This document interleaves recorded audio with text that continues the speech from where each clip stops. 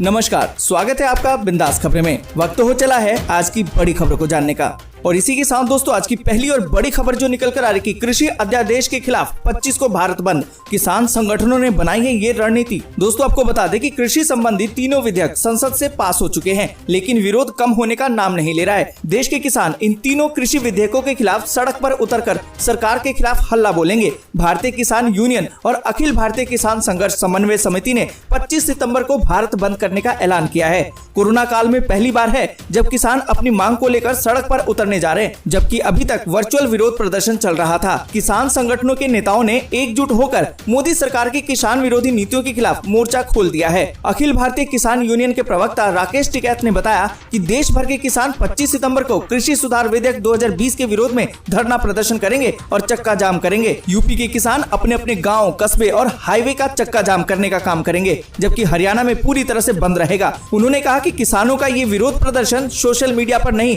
बल्कि जमीन पर उतरकर सरकार के खिलाफ हल्ला बोलेंगे। दोस्तों यहाँ पर हम आपसे भी जानना चाहेंगे, क्या आप किसानों के साथ हैं? अगर हैं तो कमेंट करके जरूर बताएं। और इसी के साथ दोस्तों अगर आगे बढ़ें तो आप वीडियो को लाइक और शेयर जरूर करें, क्योंकि आपका एक छोटा सा लाइक हमारी मेहनत का फल होता है। और इसी के साथ दोस्तों अगली बड़ी खबर जो निकल कर आ रही कि किसानों को करके जड़ से साफ, पूंजीपति मित्रों का खूब विकास। शायराना अंदाज में कृषि बिल पर राहुल का तंज, कहा कि मोदी जी की नीयत है बिल्कुल साफ। दोस्तों आपको बता दें कि देश भर में कृषि विधेयकों को लेकर हंगामा मचा हुआ है, जहां किसान सड़कों पर प्रदर्शन के लिए उतर चुके हैं। वहीं संसद के दोनों सदनों में भी विपक्ष की तरफ से प्रदर्शन जारी है। इस बीच कांग्रेस के पूर्व अध्यक्ष राहुल गांधी ने शायराना अंदाज में केंद्र की एनडीए सरकार और प्रधानमंत्री नरेंद्र मोदी पर तंज कसा है। उन्होंने ट्वीट के जरिए आरोप लगाया कि मोदी सरकार अब तक किसानों को स्वामीनाथन कमीशन वाला न्यूनतम समर्थन मूल्य देने का वादा पूरा कर पाई है। साथ ही 2020 में उसने किसानों के खिलाफ काला कानून पास कर दिया है। दोस्तों यहाँ पर आपको बता दें कि गौरतलब है कि राहुल गांधी पिछले कई दिनों से कृषि विधेयक को लेकर मोदी सरकार पर निशाना साध रहे हैं।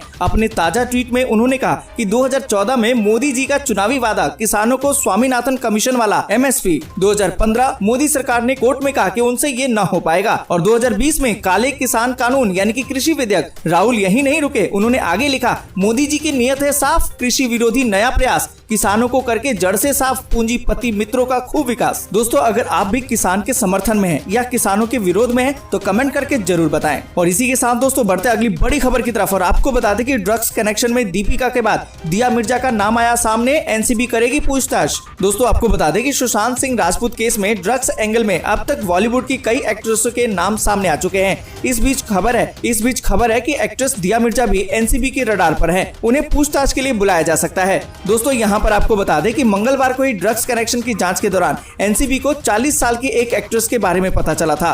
कहा यह जा रहा था कि सारा अली खान, दीपिका पादुकोण, श्रद्धा कपूर और नर्मदा शिरोडकर के बाद अब दिया मिर्जा का नाम भी इसमें आ रहा है। एनसीबी उनसे भी पूछताछ जल्द ही कर सकती है। एनसीबी सूत्रों के मुताबिक गिरफ्तार ड्रग्स पैडलर अनुज केशवानी और अंकुश से पूछताछ के बाद इस एक्ट्रेस के नाम का खुलासा हुआ है। दिया की मैनेजर ड्रग्स की खेप उन तक पहुंचाती थी। दोस्तों यहाँ पर आपको बता दें कि साल 2019 में दिया के लिए खरीदी गई ड्रग्स की पुख्ता जानकारी और सबूत एनसीबी के हाथ लगे हैं। सूत्रों के मुताबिक बकायदा मैनेजर ने ड्रग्स पैडलर से 1 से 2 बार मीटिंग भी की थी। इसलिए आने वाले दिनों में पहले एक्ट्रेस की मैनेजर को पूछताछ के लिए बुलाया जा सकता है और इसके बाद इस एक्ट्रेस को भी एनसीबी की पूछताछ का सामना करना पड़ सकता है। यहाँ पर दोस्तों आपको बता दें कि सुशांत केस में ड्रग्स एंगल को लेकर एनसीबी तेजी से कार्रवाई कर रही है और इसमें अब तक कई एक्ट्रेस के नाम सामने आ चुके हैं। और इसी के साथ दोस्तों बढ़ते अगली बड़ी खबर की तरफ और आपको बता दें कि वैज्ञानिकों ने कहा कि 2021 में भारत को मिल जाएगी कोरोना वैक्सीन, तब भी होगी ये चुनौतियां। दोस्तों आपको बता दें कि भारत की एक प्रमुख साइंटिस्ट ने कहा कि देश को 2021 में कोरोना वायरस की वैक्सीन मिल सकती है, लेकिन तमिलनाडु के वेल्लोर के क्रिश्चियन मेडिकल कॉलेज में माइक्रोबायोलॉजी की प्रोफेसर और विश्व स्वास्थ्य संगठन की global advisory committee on vaccine safety की सदस्य गगनदीप कांग ने वैक्सीनेशन को लेकर चिंता भी जाहिर की है। उन्होंने कहा कि 1.3 अरब लोगों को सुरक्षित तरीके से वैक्सीन देना देश के लिए सबसे बड़ी चुनौती होगी। दोस्तों यहाँ पर आपको बता दें कि प्रोफेसर गगनदीप कांग जुलाई 2020 तक भारत सरकार की एक कमेटी में भी शामिल थी, जो देश में वैक्सीन तैयार करने के रास्ते तलाश रही थी। एक खबर के मुताबिक प्रोफेसर गगनदीप कांग ने कहा कि बच्चों और प्रेग्नेंट महिलाओं के अलावा अन्य लोगों के वैक्सीनेशन के लिए भारत के पास स्थानीय स्तर पर इंफ्रास्ट्रक्चर नहीं है। और साथ ही दोस्तों आपको बता दें कि कांग ने कहा कि साल के आखिर तक हमारे पास ये डेटा होगा कि कौन सी वैक्सीन काम कर रही है और कौन सी सबसे बढ़िया है। अगर अच्छे रिजल्ट मिलते हैं तो 2021 की पहली छमाही में हमारे पास कुछ मात्रा में वैक्सीन उपलब्ध होगी और दूसरी छमाही में बड़ी मात्रा में। दोस्तों आपको बता दें कि प्रोफेसर ने कहा कहा कि हमारे पास बुजुर्ग लोग और खासकर हाई रिस्क कैटेगरी के लोगों को वैक्सीन देने के लिए स्ट्रक्चर नहीं है। सभी उम्र के लोगों को वैक्सीन देने के लिए सिस्टम तैयार करना एक चुनौतीपूर्ण कार्य होगा। दोस्तों, जिस तरीके से पूरे विश्व और अब हमारे भारत में भी महामारी बड़ी तेजी से फैल रही है, ऐसे में इससे बचने का एकमात्र उपाय वैक्सीन हो सकती है। परंतु जब तक वैक्सीन नहीं आती है तब तक अपनी सुरक्षा अपने हाथ है। बाहर जाएं तो मास्क पहनकर जाएं और सोशल डिस्टेंसिंग का पालन जरूर करें। और इसी के साथ दोस्तों बढ़ते अगली बड़ी खबर की तरफ। और आपको बता दें कि बिहार में 28 सितंबर से खुलेंगे 9वीं से ऊपर के स्कूल, आदेश हो गया है जारी। दोस्तों, आपको बता दें कि कोरोना के बढ़ते मामलों के बीच देश में अनलॉक 4 चल रहा है। इसके मद्देनजर कई राज्यों में स्कूल खुलने लगे हैं। बिहार में भी अब 28 सितंबर से कक्षा 9 से ऊपर के स्कूल खुल जाएंगे। बिहार से पहले जम्मू और कश्मीर में सोमवार से कक्षा 9वीं से लेकर 12वीं तक के स्कूल फिर से खुल गए हैं, लेकिन छात्रों की सुरक्षा की पूरी जिम्मेदारी अभिभावकों के कंधे पर डाल दी गई है। दोस्तों, यहाँ पर आपको बता दें कि अनलॉक 4 की गाइडलाइन के तहत बिहार में 21 सितंबर से स्कूल खुलने थे। इससे पहले 9वीं से 12वीं तक के छात्रों को अभिभावकों से अनुमति लेकर शिक्षकों से मिलने आना था। इसके तहत स्कूलों को पढ़ाई के लिए खोलने की अनुमति नहीं दी गई थी। इस बीच केंद्र सरकार ने गाइडलाइन जारी करके शिक्षण संस्थानों को खोलने का फैसला राज्यों पर छोड़ा था। इसी के तहत मंगलवार को शिक्षा विभाग की बैठक हुई, जिसमें स्कूलों को 28 सितंबर से खोलने के आदेश दिए गए। केंद्र सरकार की गाइडलाइन के अनुसार सभी को तत्काल परिसर में वापस नहीं बुलाया जाएगा। फिलहाल 9वीं से लेकर 12वीं कक्षा तक के छात्रों को स्कूल जाने का विकल्प दिया गया है। वैसे उनके पास ऑफलाइन कक्षाओं में पढ़ने का भी ऑप्शन है। स्कूल केवल उन छात्रों के लिए खुलेंगे जिनके पास ऑनलाइन शिक्षा की पहुंच नहीं होगी या फिर दूसरी प्रॉब्लम का सामना कर रहे होंगे। दोस्तों, जिस तरीके से देश भर में स्कूलों को धीरे धीरे खोला जा रहा है, ऐसे में हम आपसे जानना चाहेंगे कि अगर स्कूल खुलते हैं तो क्या आप अपने बच्चों को स्कूल भेजेंगे? कमेंट करके जरूर बताएं। और इसी के साथ दोस्तों बढ़ते अगली बड़ी खबर की तरफ। और आपको बता दें कि इस देश में शादी करने पर सरकार देगी 4,20,000 रुपए। ये हैं इसके नियम। दोस्तों, आपको बता दें कि एक देश ऐसा भी है जहां पर आप शादी करेंगे तो सरकार की तरफ से आपको 4,20,000 रुपए मिलेंगे। ये रुपए इसलिए दिए जाएंगे ताकि आप अपनी नई शादीशुदा जिंदगी की बेहतर शुरुआत कर सके। इस देश की सरकार ने हाल ही में इसकी घोषणा की है कि आप शादी के लिए उनकी इस स्कीम में अपना नाम दर्ज करवाइए और पात्रता के अनुसार पैसे ले जाइए। दोस्तों, आपको बता दें कि इस देश का नाम है जापान। यहाँ की सरकार उन लोगों को पैसे देगी जो इसकी कमी के कारण शादी नहीं कर पाते हैं, क्योंकि इस देश में जन्म दर चिंता का विषय है। यहाँ नवविवाहितों को अपने जीवन को शुरू करने के लिए करीबन 4.2 लाख रुपए दिए जाएंगे। इसके लिए उन्हें जापान के नवविवाहित सहायता कार्यक्रम में शामिल होना होगा। आपको बता दें कि ये सहायता स्कीम अगले साल अप्रैल से शुरू होगी। और इसी के साथ दोस्तों बढ़ते अगली बड़ी खबर की तरफ। और आपको बता दें कि राज्यसभा के बाद अब लोकसभा का भी बहिष्कार कर सकती है कांग्रेस। जी हाँ दोस्तों, आपको बता दें कि राज्यसभा के 8 सांसदों को निलंबित करने का मामला अब तूल पकड़ता जा रहा है। कांग्रेस अब राज्यसभा के बाद लोकसभा का भी बहिष्कार कर सकती है। थोड़ी देर में कांग्रेस संसदीय दल की बैठक होगी, जिसमें कि लोकसभा की कार्यवाही का बहिष्कार करने का फैसला किया जा सकता है। इससे पहले कांग्रेस ने राज्यसभा की कार्यवाही का भी बहिष्कार करने का ऐलान किया था। दोस्तों, यहाँ पर आपको बता दें कि राज्यसभा में विपक्ष के नेता गुलाम नबी आजाद ने कहा था कि जब तक हमारी तीनों मांगे पूरी नहीं होती हैं, विपक्ष सत्र का बहिष्कार जारी रखेगा। हम 8 सांसदों के निलंबन को रद्द करने, एक अन्य विधेयक लाने जिसके तहत कोई भी निजी कंपनी एमएसपी से नीचे कृषि उपज नहीं खरीद सके और स्वामीनाथन आयोग की सिफारिशों को लागू करने की मांग करते हैं। गुलाम नबी आजाद ने कहा था कि कोई भी इस सदन में हुई घटनाओं से खुश नहीं है। जनता चाहती है कि उनके नेताओं को सुना जाए। कोई भी उनके विचारों को महज कुछ मिनटों में सामने नहीं ला सकता। और इसी के साथ दोस्तों बढ़ते अगली बड़ी खबर की तरफ। और आपको बता दें कि कोरोना के बादल छटते ही प्रियंका गांधी हो गई एक्टिव। अब करेंगी 1-to-1 मुलाकात। दोस्तों, आपको बता दें कि कोरोना संकट और लॉकडाउन के बादल छटते ही उत्तर प्रदेश में विधानसभा चुनाव की राजनीतिक समीकरण बनाए जाने लगे हैं। ऐसे में अब कांग्रेस महासचिव प्रियंका गांधी एक्टिव हो गई हैं और अब संगठन के नेताओं सहित तमाम लोगों से सीधे तौर पर मिलने का सिलसिला भी शुरू कर दिया है। इसी कड़ी में वे जेल से हाल ही में छूटे डॉक्टर कफील खान के परिवार से मिली थी, तो दूसरी तरफ कांग्रेस अध्यक्ष के साथ मुलाकात करके सूबे के सियासी हालात का जायजा भी लिया है। दोस्तों, यहाँ पर आपको बता दें कि प्रियंका गांधी ने विधानसभा को लेकर अब तैयारियां शुरू कर दी हैं। कोरोना काल में संगठन और पार्टी नेताओं के साथ वर्चुअल बैठकें तो कर रही थी, पर अब 1-to-1 यानी कि सीधे तौर पर मुलाकात करने लगी हैं। प्रियंका ने सोमवार से सीधे पार्टी नेताओं से भी मुलाकात का सिलसिला शुरू कर दिया। उन्होंने कांग्रेस के यूपी अध्यक्ष अजय कुमार लल्लू और अल्पसंख्यक प्रकोष्ठ के प्रदेश अध्यक्ष शहनवाज आलम के साथ भी मुलाकात की। इस दौरान सूबे में पार्टी संगठन की रिपोर्ट भी ली है। और इसी के साथ दोस्तों बढ़ते अगली बड़ी खबर की तरफ। और आपको बता दें कि एमपी में किसानों को 6 नहीं 10,000 मिलेगी सम्मान निधि। उपचुनाव से पहले शिवराज का बड़ा तोहफा। मध्य प्रदेश की 2 दर्जन से अधिक सीटों पर होने वाले उपचुनाव से पहले शिवराज सरकार ने किसानों को बड़ी सौगात दी है। मुख्यमंत्री शिवराज सिंह चौहान ने ऐलान कर दिया है कि अब किसानों को हर साल 10,000 रुपए की मदद दी जाएगी।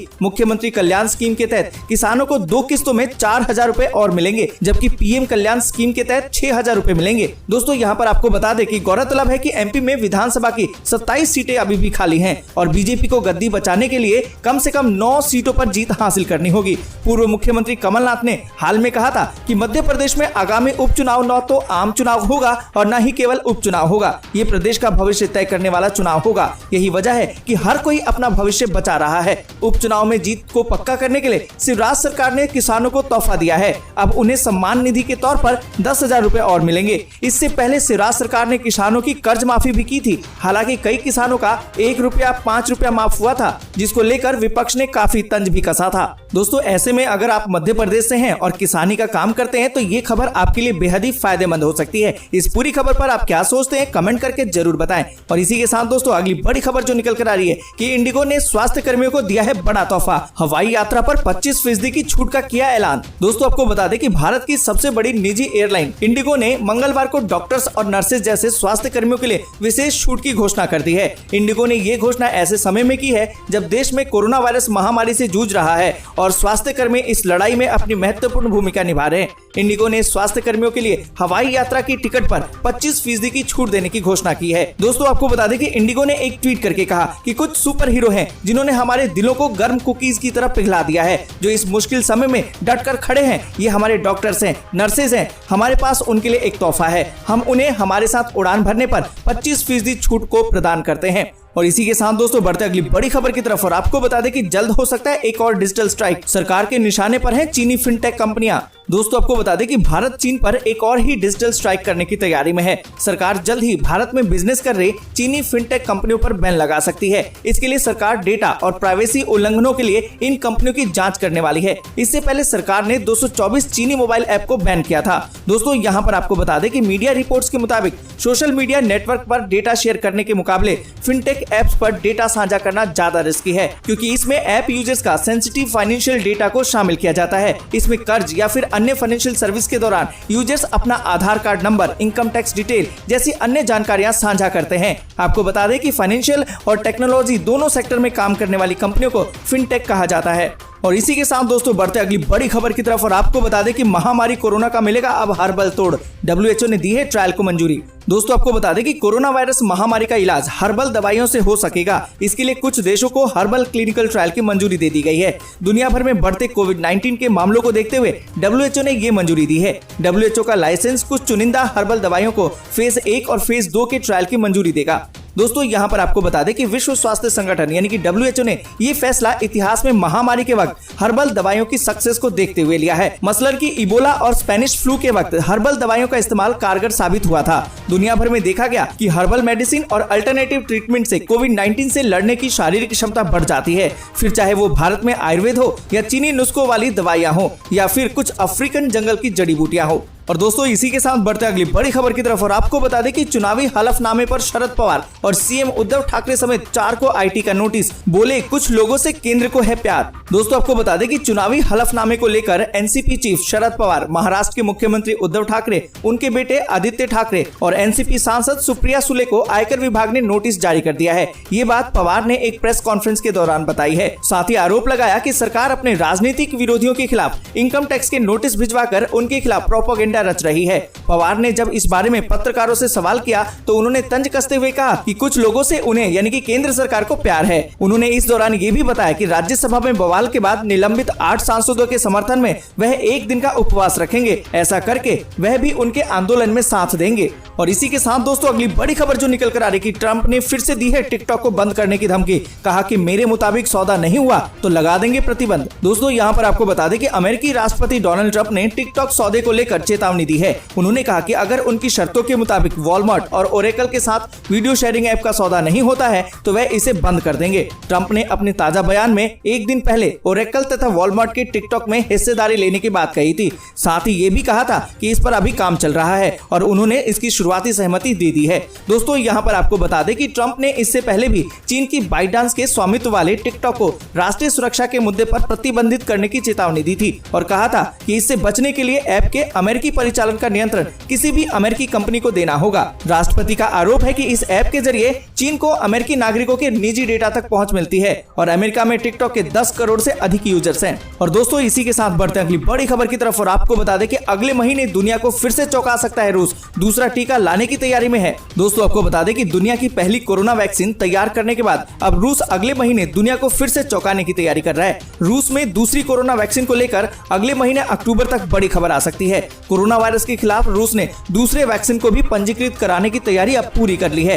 रूस को उम्मीद है कि 15 अक्टूबर को वह कोरोना वायरस के खिलाफ अपने दूसरे वैक्सीन को पंजीकृत कराएगा। इस वैक्सीन को साइबेरिया के वेक्टर संस्थान द्वारा विकसित किया गया है। संस्थान ने पिछले सप्ताह ही वैक्सीन के प्रारंभिक चरण के मानव परीक्षण के चरण को पूरा कर लिया है। और दोस्तों इसी के साथ बढ़ते अगली बड़ी खबर की तरफ और आपको बता दें कि देश भर के विश्वविद्यालय और कॉलेजों में पहले वर्ष के छात्रों के लिए 1 नवंबर से लगेगी क्लास। देश भर के विश्वविद्यालय और कॉलेजों में अंडर ग्रेजुएट और पोस्ट ग्रेजुएट के पहले वर्ष की पढ़ाई अब 1 नवंबर से शुरू हो जाएगी। विश्वविद्यालय अनुदान आयोग यानी कि यूजीसी ने इसको लेकर एक नया एकेडमिक कैलेंडर जारी कर दिया है। साथ ही सभी विश्वविद्यालय के पहले वर्ष की प्रवेश परीक्षा को 31 अक्टूबर तक पूरा करने के निर्देश भी दे दिए हैं। इसके साथ ही पहले वर्ष में प्रवेश करने वाले छात्रों की पहली परीक्षा भी मार्च 2021 में दूसरे हफ्ते में होगी। और दोस्तों इसी के साथ बढ़ते अगली बड़ी खबर की तरफ और आपको बता दें कि रिलायंस जियो ने आज पेश किया धांसू प्लान। 399 में नेटफ्लिक्स, अमेजन प्राइम, डिज्नी और हॉटस्टार सब मिलेगा। देखें पूरी डिटेल। दोस्तों आपको बता दें कि रिलायंस जियो ने आज अपने ग्राहकों के लिए नए जियो पोस्टपेड प्लस की घोषणा कर दी है।